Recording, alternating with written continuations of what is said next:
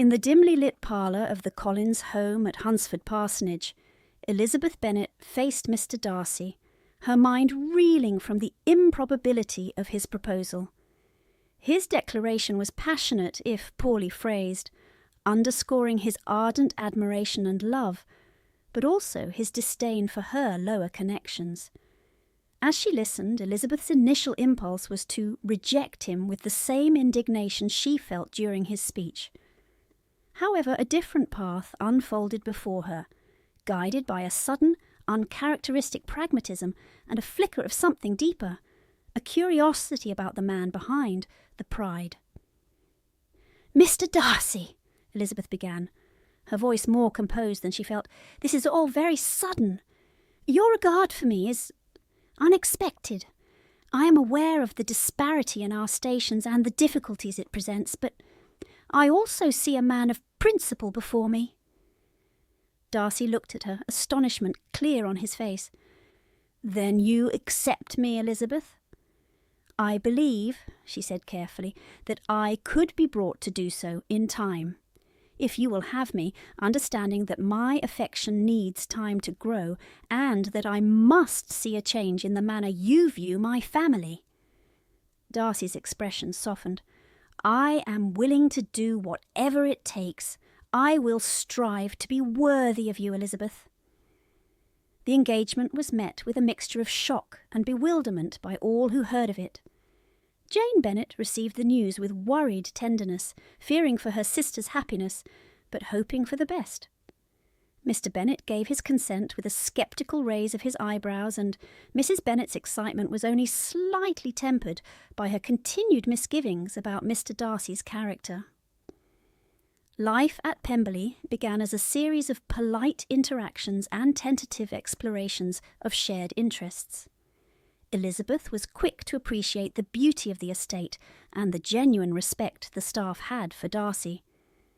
Gradually, she saw the man she had only glimpsed through their earlier antagonism, a man of integrity, profound loyalty, and an unexpected capacity for kindness. Darcy, in turn, was steadfast in his efforts to ease the life of her family.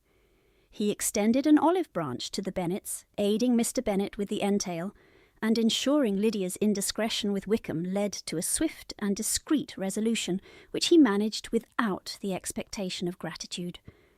As Elizabeth witnessed Darcy's unwavering support during Lydia's scandal, her feelings deepened. She saw the depth of his love and the sincerity of his desire to make her happy. Her heart, once guarded, began to soften towards him. At a ball hosted at Pemberley, Elizabeth finally acknowledged her feelings fully. As they danced, she looked up at Darcy and said, "I must confess I have been most blind. Your constancy and care have taught me more than I ever hoped to know about you and about myself." Darcy, his voice low and full of emotion, replied, "Elizabeth, you have transformed not just my hopes but my character.